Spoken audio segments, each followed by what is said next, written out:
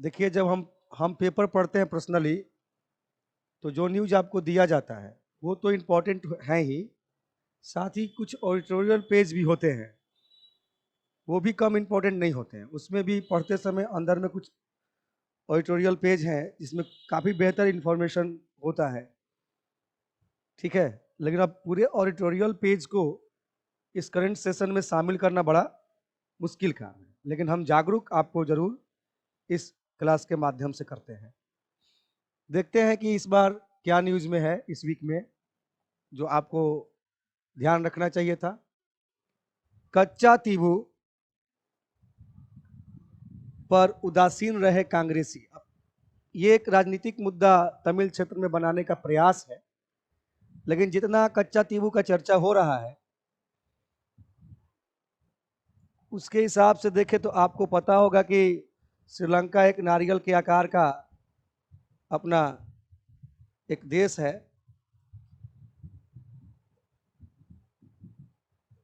और अगर यहाँ से अगर आप चेक करेंगे भारत का, और ये आपका श्रीलंका, तो यहाँ पे देखिएगा तमिल क्षेत्र में ये पंबन आइलैंड, रामेश्वरम, और ये आपका जो श्रीलंका का पार्ट है। और देखिएगा ये पूरा इंटरनेशनल एक बाउंड्री है, ये हो गया पाक स्ट्रेट, और यहीं पे पाक स्ट्रेट के पास कच्चा तीबू आइलैंड है। आइडिया लग रहा है ना आपको? कच्चा तीबू आइलैंड यहीं पे है।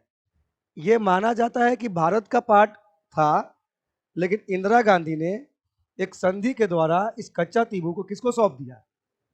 श्रीलंका को सौंप दिया, ठीक है। तो इसी को एक पॉलिटिकल मुद्दा भी बनाया गया है।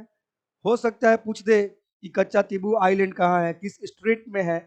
और देखिएगा ये पार्ट आपका बे ऑफ बंगाल है, ठीक है, और ये अरबियन सी है। तो एक तरह से देखिए कच्चा तीबू एक ऐसा आइलैंड है जो बे ऑफ बंगाल और अरबियन सी को क्या करता है? जोड़ने का काम करता है या मिलाने का काम करता है। ये पाक स्ट्रीट है, ध्यान रखेंगे। और पाक स्ट्रीट में ये आपका कच्चा तीबू आइलैंड है, जो पॉलिटिकली भी देखेंगे, जियो पॉलिटिकली भी इसका बहुत इंपॉर्टेंस है, बहुत महत्व है। लेकिन अब उसी को लेके कि भारत सरकार द्वारा 1974 में श्रीलंका को दिए गए कच्चा तीबू द्वीप का भावनात्मक मुद्दा लोकसभा चुनाव से पहले एक बार फिर चर्चा में। हो सकता है कि इसका राजनीतिक मुद्दा बनाया जाए, लेकिन हमारे लिए तो इसका जियो पॉलिटिकल वैल्यू है, और हम समझते हैं कि हम लोग प्रोफेशनली इस पर बात करके ये कहने का प्रयास कर रहे हैं कि ये क्वेश्चंस के रूप में भी आ सकता है, ठीक है। जिसको 1974 में तत्कालिक प्रधानमंत्री इंदिरा गांधी ने समुद्री सीमा समझौता के तहत इस द्वीप को श्रीलंका को दे दिया था। 235 एकड़ का टापू है कच्चा तीबू, जो भारत और श्रीलंका के बीच पाक स्ट्रेट में पड़ता है। और यह द्वीप बंगाल की खाड़ी को अरब सागर से जोड़ता है। इसी द्वीप पर सेंट एंटनी चर्च है, यानी कि जो ईसाई धर्म के लोग हैं उनका एक मंदिर, चर्च है, जो एक तरह से धार्मिक भावना को भी जोड़ के भारत में जो ईसाई वोटर्स हैं उसको भी क्या कर सकते हैं। और खासकर दक्षिण भारत के अंदर ईसाई वोटर्स का एक अपना महत्व है ना। इसलिए इस न्यूज को देखना चाहिए। और बाकी इस आदमी को तो आप पहचान ही रहे हैं, एस जयशंकर हैं, काफी विस्फोपड़ा मानते हैं हम इनको। आज ही के पेपर में था अग्नि प्राइम का परीक्षण सफल, परमाणु हथियार ले जाने में सक्षम है यह बैलिस्टिक मिसाइल, जल्द होगी सेना में शामिल। तो अग्नि प्राइम का परीक्षण किया गया है। और अग्नि प्राइम है क्या? तो अग्नि सीरीज की यह एक नई मिसाइल है। अग्नि सीरीज की यह सबसे नई और छठी मिसाइल है। Integrated guided missile development program के तहत इसको विकसित किया गया है। इसके तहत पृथ्वी, अग्नि, त्रिशूल, नाग, आकाश जैसी मिसाइलें क्या की गई हैं? विकसित की गई हैं integrated guided missile development program के तहत। पिछले साल जून में अग्नि प्राइम का रात में परीक्षण हुआ था। तो अग्नि प्राइम एक साथ कई टारगेट साधने में सक्षम है, जो 34.5 फीट लंबी मिसाइल पर एक या multiple independently targetable reentry vehicle warhead लगा सकते हैं। इस मिसाइल से एक साथ कई टारगेट्स पर निशाना साधा जा सकता है। यह मिसाइल उच्च तीव्रता वाले विस्फोट, थर्मोबेरिक या परमाणु हथियार में भी को भी ले जाने में क्या है, सक्षम है। तो ध्यान रखिएगा, अग्नि सीरीज का ही ये मिसाइल है और इसकी जो मारक क्षमता हो सकती है 1000 से 2000 किलोमीटर तक हो सकती है। ध्यान रखेंगे, अब यहां से बैठे बैठे आप यहां से 2000 किलोमीटर दूर तक वार कर सकते हैं इस मिसाइल के तहत। यानी कि 2000 किलोमीटर के रेंज में जो भी स्थल होगा वहां हम परमाणु बम भी क्या कर सकते हैं, यहां से पूरा एशिया तो क्या रसिया तक हमारे क्या है कवर में आ जाएगा। ठीक है, तो ये भी न्यूज आपके लिए इंपॉर्टेंट हो सकता है, ध्यान रखेंगे।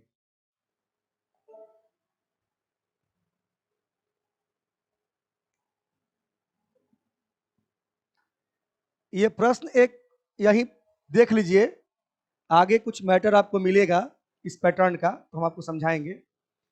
सूडान में फंसे हुए भारतीय नागरिकों के निष्क्रमण हेतु भारत सरकार द्वारा बचाव अभियान का शुभारंभ किया गया था। इस अभियान का नाम था ऑपरेशन कावेरी। हाल ही फिलहाल के किसी एग्जाम में ये प्रश्न पीसीएस में ही क्या है पूछा हुआ था, ये पीसीएस का प्रश्न है, ध्यान रखेंगे।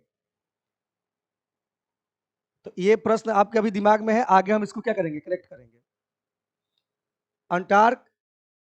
अंटार्कटिका में बर्फ पिघलने से पृथ्वी की घूर्णन गति में कमी हो सकती है। तो इसमें आप देखिएगा कि पृथ्वी हर 23 घंटे 56 मिनट और 4 सेकंड में अपना एक चक्कर पूरा करती है। आमतौर पे हम 24 घंटे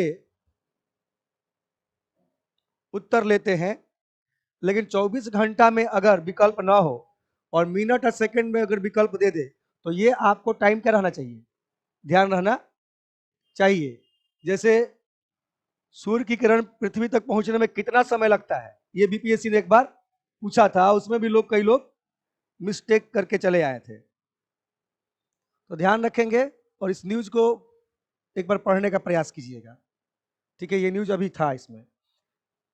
इस तरीके से देखिएगा, अंटार्कटिका पे या आर्कटिक जो दक्षिणी ध्रुव है, उत्तरी ध्रुव है, दोनों ध्रुवों पे आप जाके भारत के रिसर्च सेंटर को क्या कर सकते हैं, सर्च कर सकते हैं। ठीक है, और एक बार संभावना है कि वहां से भी प्रश्न आ सकता है। तो ज्यादा नहीं, बस एक न्यूज की तरह से पढ़ लीजिएगा। शकुंतला देवी और राम दुलारी सिन्हा, छोटी छोटी मगर मोटी बातें।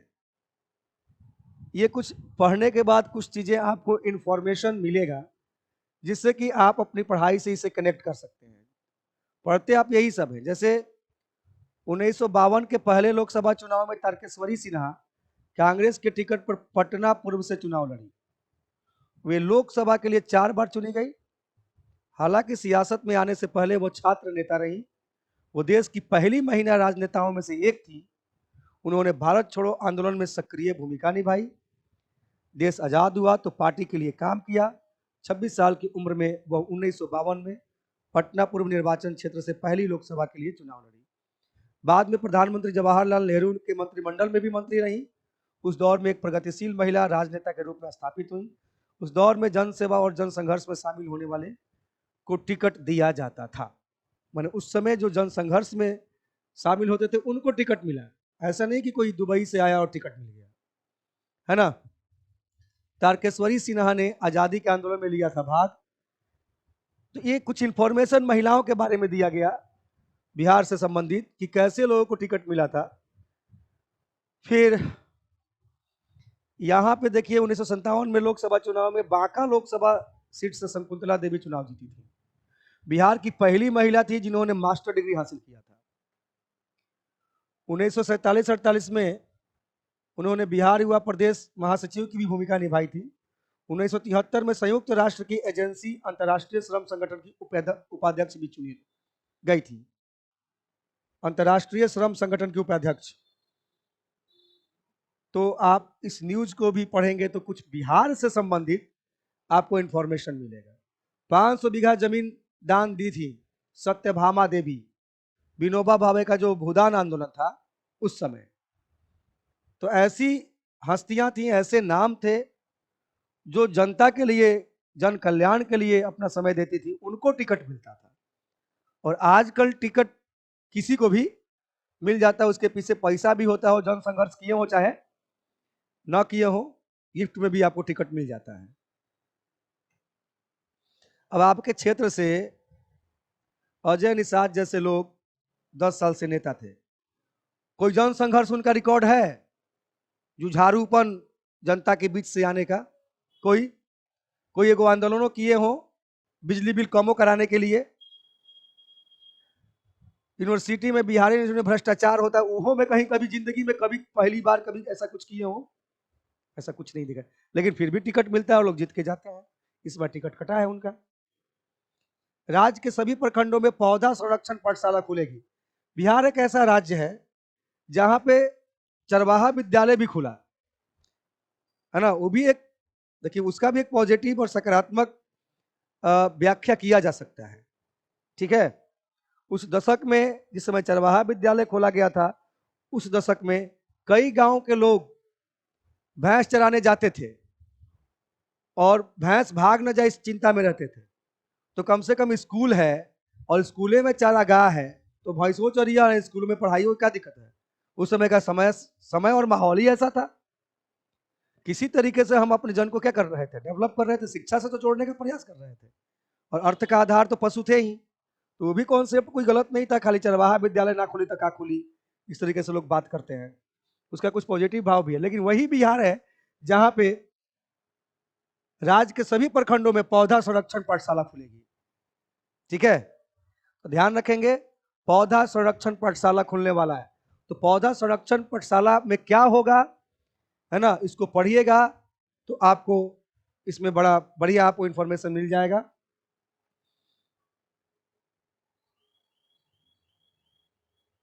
तो इसमें किया जाए, रबी और खरीफ मौसम में जिला स्तर पर कीटनाशी विक्रेताओं को प्रशिक्षित किया जाएगा। इन दोनों प्रशिक्षणों पर सरकार की ओर से कुल 6, माने उसमें जो जो चीज की जाएंगी इसमें आपको मेंशन है, न्यूज पढ़ते समय ध्यान रखिएगा।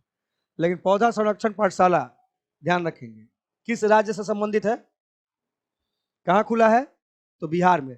अब इतने जिले हैं, सब जिले को ध्यान नहीं रखना, लेकिन इसमें किया क्या जाएगा, इसी पैराग्राफ में क्या हो जाएगा, क्लियर हो जाएगा। नरसिम्हा राव, चौधरी चरण सिंह, कर्पूरी ठाकुर और स्वामीनाथन को मरणोपरांत भारत रत्न दिया गया है इस बार। अब आपको ध्यान रखना है कि एक तो एक सवाल आ सकता है कि निम्न में से इस बार किनको पुरस्कार भारत रत्न नहीं मिला है, या किनको मिला है, या फिर इस सभी व्यक्तियों का नाम और उनके द्वारा किए गए कार्य से क्या कह सकता है, क्षेत्र से जोड़ने का कुछ क्वेश्चन आ सकता है। क्वेश्चन कनेक्ट हो सकता है, नरसिंहा राव से नई आर्थिक नीति कनेक्ट हो सकती है। कर्पूरी ठाकुर जो पहले गैर कांग्रेसी बिहार के मुख्यमंत्री भी रहे थे, मुंगेरी लाल का जो प्रस्ताव था वो, फिर ओबीसी आरक्षण, है ना, या फिर इंग्लिश में भी फेल होने पे मैट्रिक पास हो जाएंगे आप, इत्यादि जैसे सामाजिक कल्याण इन्होंने करने का प्रयास किया था। तो हर व्यक्ति के साथ, स्वामीनाथन जो एक कृषि वैज्ञानिक थे, हर व्यक्ति के साथ कुछ ना कुछ खासियत जुड़ा हुआ है। तो पढ़ते समय ध्यान रखेंगे, और ध्यान रखिएगा इन लोगों से प्रश्न घुमा के भी पूछा जा सकता है, और जब घुमाएगा तो उनके जीवन का कौन से पक्ष से जोड़ के सवाल पूछेगा, ये बताना बहुत मुश्किल है। लेकिन जो भी मोटा मोटी चीजें हम जोड़ने का प्रयास कर रहे हैं वो यही है। ठीक है, कम से कम आप न्यूज तो ध्यान रखिए कि क्या ये है इस बार, कम से कम इतना तो ध्यान रखिए भारत रत्न किनको किनको मिला है। बाकी तो कनेक्ट करने के लिए वो स्वतंत्र है आयोग।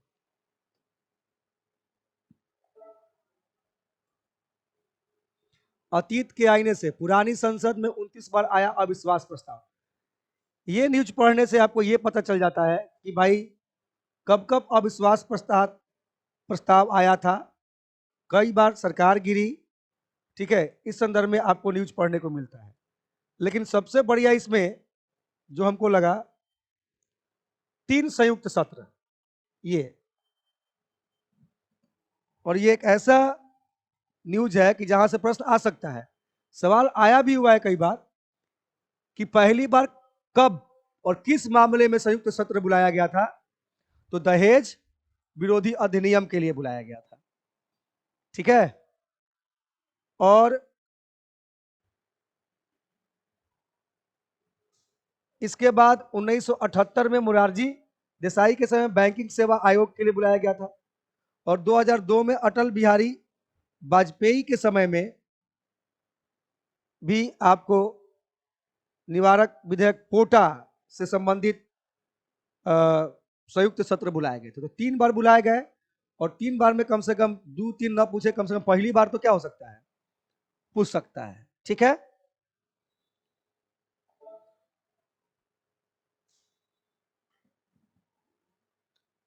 असम के 19 पारंपरिक शिल्पों और उत्पादों को मिली जीआई टैग। पढ़ लेंगे जीआई टैग क्या होता है। ठीक है, सब पढ़ाया हुआ है आप लोग इकोनॉमिक्स के अंदर। और यहाँ न्यूज के अब असम से कुछ उत्पादों को मिला है, तो पढ़ेंगे तो आपको इसमें कई जनजातियां और उनके द्वारा किए गए जो कार्य हैं और फिर जो उनकी जो उत्पाद है उससे जुड़ी हुई जीआई टैग जो है आपको जो क्षेत्रीय पहचान होती हैं उससे संबंधित होता है, तो पढ़ेंगे आप इसे। धांधली का समाधान अमिट स्याही, मतलब कि इस न्यूज का मतलब है कि पहली बार जब चुनाव हो रहा था तो इस बात की तो चुनौती रही होगी कि ऐसी स्याही लगाई जाए हाथ पे कि जो मीटे नहीं। ठीक है। अगर एक बार आपको रंग दिया गया तो इसका मतलब आप दूसरा बार वोट देने के हकदार नहीं है। इससे संबंधित ये न्यूज था। पूछा हुआ कहीं तो दिखाई नहीं दिया है, लेकिन ऐसे कलर को बनाने का काम Mysore paint and varnish company को बनाने का ऑर्डर दिया गया था और अभी तक यही स्याही क्या है, चल रहा है। तो एक बार इसे आप पढ़ लीजिएगा। वैसे अभी तक तो इससे प्रश्न आया नहीं, चूंकि पेपर में आया है तो ध्यान गया तो आपको काट के दे दिया गया। मधुबनी के मोहम्मद शम्स को ने पारा स्विमिंग में फिर बनाया रिकॉर्ड। एक तो ये व्यक्ति का नाम स्विमिंग से जुड़ा हुआ है, मोहम्मद शम्स, और है बिहार का, इसलिए इस पे आपको विशेष ध्यान रखना है। ठीक है, इसको आगे बढ़े।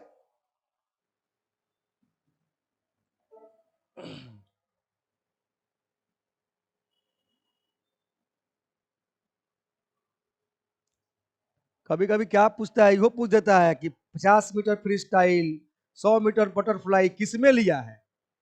बात समझे। तो इतना पूछता है तो उस समय क्या होता है, कंफ्यूजन होता है। तो पढ़ते समय ध्यान रखेंगे आप, और इसको ध्यान रखना है स्पेशल बिहार के लिए। वैसे भी कहीं पूछने वाला है नहीं, बहुत पूछेगा तो कहाँ पूछेगा, स्पेशल बिहार में ही पूछ सकता है। अर्थव्यवस्था का न्यूज है ये।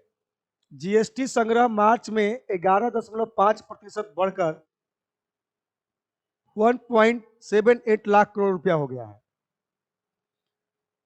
तो इतना प्रतिशत बढ़ा है जीएसटी का संग्रह इस बार।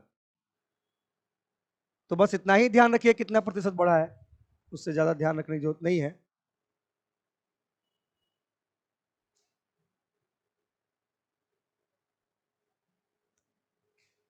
स्टेट वाइज अगर ध्यान रखेंगे तो बिहार में ये बढ़ा है, बढ़ के कितना हुआ है, 14%। सबसे ज्यादा जीएसटी संग्रह इस बार कहाँ हो रहा है, बिहार में। उसके बाद पश्चिम बंगाल, उसके बाद झारखंड में। आंकड़े पे ध्यान रख सकते हैं, कोई दिक्कत नहीं है।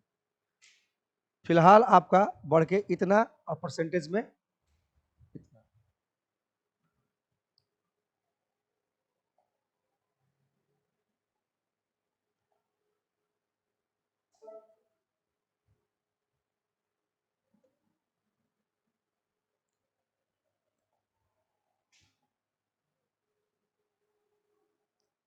देखिए बिल गेट्स से मिले हुए हैं, मैंने फोटो साथ में है।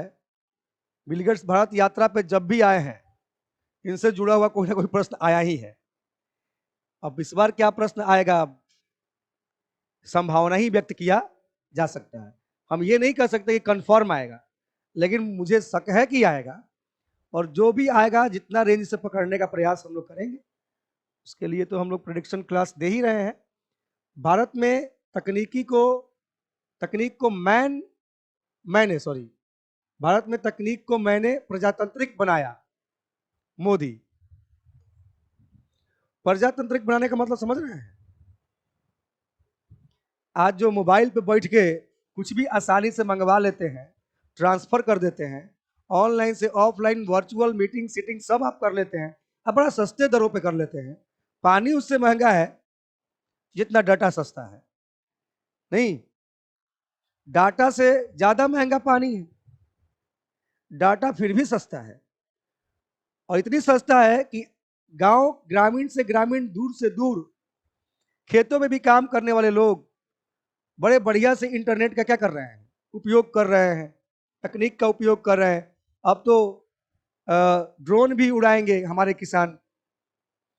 तो जाहिर सी बात है कि उस बिहाफ से कि जितना डिसेंट्रलाइज किया है तकनीक को, हर हाथों तक तकनीक बेहतर से बेहतर पहुंची है, इसलिए शायद ये बात वो कह रहे हैं कि भारत में तकनीक को मैंने प्रजातांत्रिक बनाया, मोदी जी।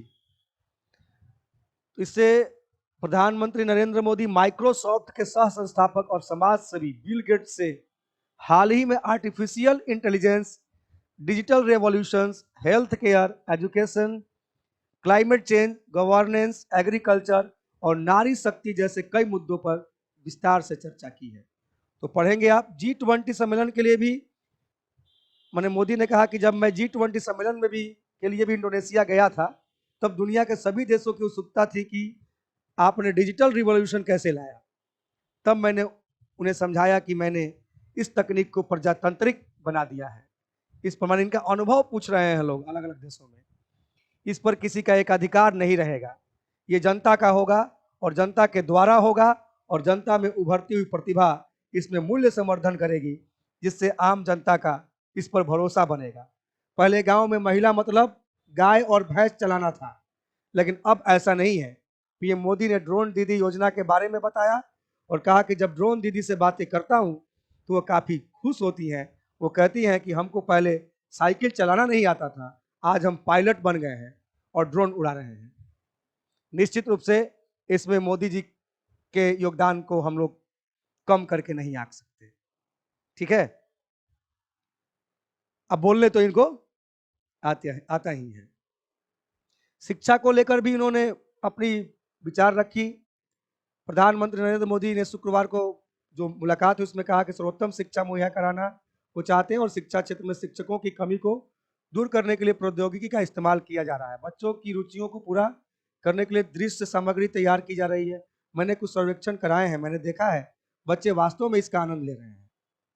सर्वाइकल कैंसर पे भी चर्चा किया, नमो ड्रोन दीदी की भी चर्चा उन्होंने किया है। तो ये न्यूज में ऐसे बहुत इंफॉर्मेशन है जहां से प्रश्न पूछा जा सकता है, और बहुत ऐसे लाइन है जिसका मेंस में आप क्या कर सकते हैं, लिखते समय प्रयोग कर सकते हैं।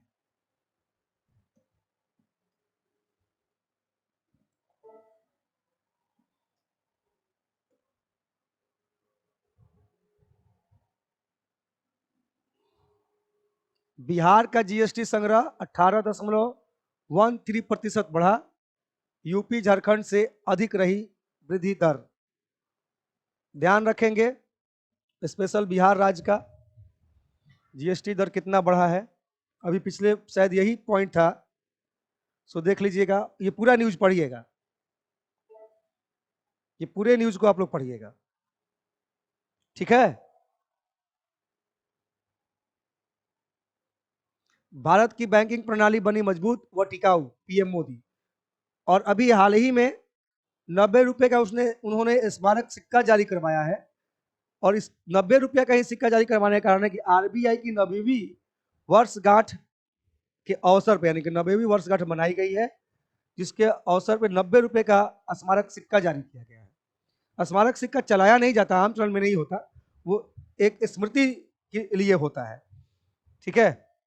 तो ये पॉइंट्स ध्यान रखेंगे कि आरबीआई के लिए, उसके स्मृति चिन्ह के लिए हाल ही में कितने रुपए के सिक्के जारी किए गए, तो 90 रुपए। और 90 रुपए का ही क्यों? क्योंकि अभी आरबीआई का 90 वर्ष पूरा हुआ है। बाकी आप चाहें तो नीचे पढ़ सकते हैं। शेर है। शेर को अकेले देखने में जितना अच्छा लगता है उतना झुंड में ये अच्छा नहीं लगता। जूनागढ़ के शासन गिर राष्ट्रीय उद्यान में एक एशियाई शेर रेल पटरी पर पार करता हुआ, ये फोटो खींच पेपर में था और इसको यहां डाला गया। आपको ये फोटो में क्या प्रश्न है? मैं संकेत करना चाहता हूं कि गिर अभ्यारण्य का ये शेर है। पूछिए देगा कि गिर अभ्यारण्य कहां है, तो क्या करेंगे? जंगली गधे भी पूछते हैं, वो भी गुजरात में है और ये भी गुजरात में है। ठीक है, देखिए टीएन सेशन के लिए थे क्रांतिकारी चुनाव सुधार। टीएन सेशन तो एक ऐसे व्यक्ति हैं जिनका नाम आप लोग नहीं जानते होंगे, हम लोग के उम्र के लोग जितने भी होंगे और हम लोग से सीनियर भी जितने लोग होंगे वो टीएन सेशन का नाम नहीं भूले होंगे। सही में इन्होंने चुनाव कराने में एक क्रांतिकारी परिवर्तन इन्होंने किया था। तो इसमें इनके बारे में छोटा छोटा इंफॉर्मेशन दिया हुआ है। ठीक है, इसलिए आपको अपनी जानकारी के लिए पढ़ना चाहिए। यहां से शायद प्रश्न आपके पास नहीं पूछेगा, लेकिन फिर भी आपको अपनी जानकारी के लिए पढ़ना चाहिए। जो ही नहीं कि प्रश्न के रूप में ही सब चीज पूछते।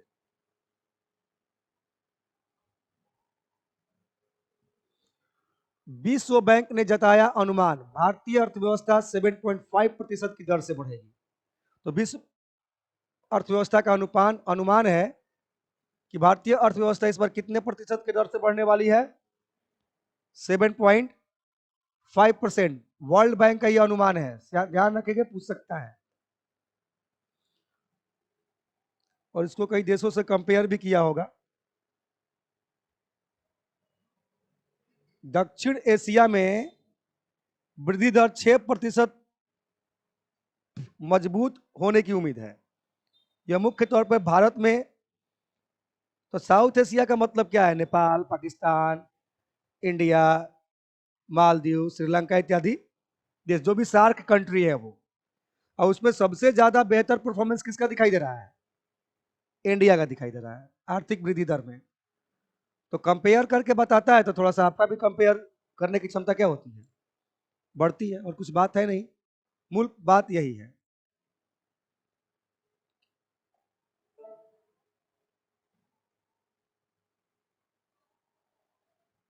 ये नदियों का कुछ चिन्ह है।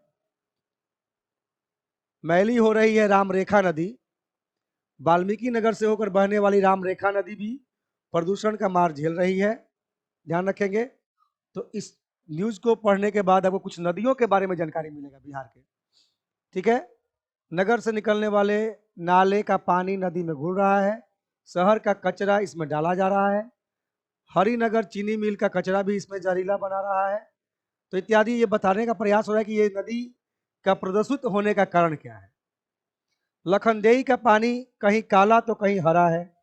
तो सीतामढ़ी शहर के बीच से गुजरने वाली लखनदेई नदी का पानी देखिए रामे रेखा से है और लखनदेई है, लखन लक्ष्मण को कहते थे। नदी का पानी प्रदूषित हो चुका है, उसके भी कारण इसमें बताए गए हैं। सरिस्वा नदी को भी मिला काला पानी, मतलब ये सब नदियां प्रदूषित हुई हैं। तो कम से कम ये नई नई नदियों की जानकारी आपको पेपर पढ़ने से क्या है मिलता है, किताब पढ़ने से मिले चाहे नहीं मिले। ठीक है, तो इस कारण से इस न्यूज को भी देखना है। अपने स्पेशल बिहार के न्यूज को बेहतर करने के लिए इन सब न्यूज पे आपका ध्यान देना जरूरी है। देखिए ये महिला का बहुत बात ये है, ये भी मुसहर जाति से है। पत्थर तोड़ने वाली भगवती देवी पहुंची संसद तक। एक समय में एक कम्युनिस्ट पार्टी के नेता जा रहे थे, इनको पत्थर तोड़ते हुए देखा और कुछ महिलाओं से बात करते हुए देखा, तो बुलाया कि आप लोकसभा का चुनाव लड़िए, और ऐसे ही रोड पर से उठा के टिकट दे दिया इनके जुझारूपन को देखते हुए। बात समझे? और ये सांसद बनी, विधायक बनी, इन्हीं के जीवन पर एक किताब छपी है और वो नेता थे उपेंद्र नाथ वर्मा। एक किताब, पूरे उस किताब के लिए मैंने इस न्यूज को पढ़ा। और वो किताब है धरती की बेटी। इसको लिखा है राम प्यारे सिंह ने, और ये किसकी जीवनी पर आधारित है? भगवती देवी नाम है शायद इनका, क्या? भगवती देवी। तो राम प्यारी सिंह ने धरती की बेटी लिखी है, और किनके जीवनी पर आधारित है ये? भगवती देवी। ठीक है, बस यही एक न्यूज के लिए इतना हम पेपर को पढ़ने का प्रयास किए। हाँ, आपको पढ़ना चाहिए।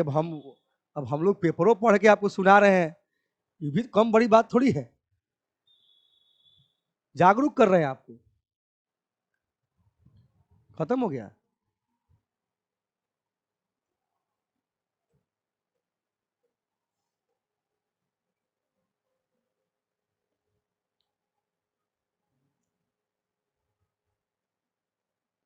इस प्रश्न को तो लिंक नहीं किया।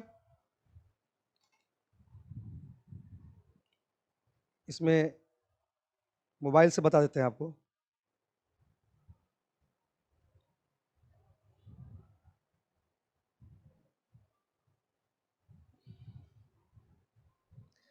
देखिए, भारत सरकार ने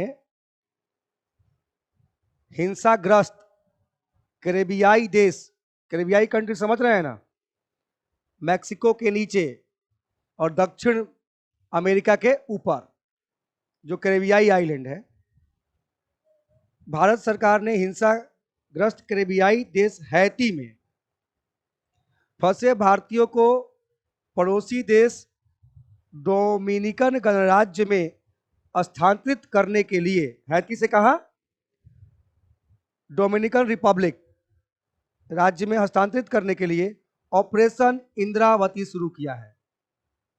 ऑपरेशन इंद्रावती। ठीक, इजराइल में फंसे भारतीयों की सुरक्षित वापसी के लिए ऑपरेशन अजय चलाया गया था। और क्वेश्चन पूछा है, सूडान में फंसे हुए भारतीय नागरिकों को निकालने के लिए भारत सरकार ने कौन सा ऑपरेशन चलाया था? ऑपरेशन कावेरी। ठीक है, तो ये कहने का मतलब जो भी फंसे हुए भारतीयों को निकालने के लिए ऑपरेशन चलाए जाते हैं, वहां पे पीसीएस का क्या रहता है? नजर रहता है, वहां से सवाल पूछे जा सकते हैं। तो ऑपरेशन इंद्रावती, ऑपरेशन ध्यान रखेंगे।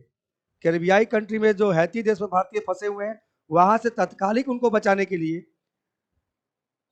भारत जो है उसके पड़ोसी देश डोमिनिकन गणराज्य में स्थानांतरित करने के लिए कौन सा ऑपरेशन चलाया है? ऑपरेशन इंद्रावती। तो उससे इसको करेक्ट करना था और कुछ नहीं। समझ गए? तो ऑपरेशन इंद्रावती आप देख लीजिएगा।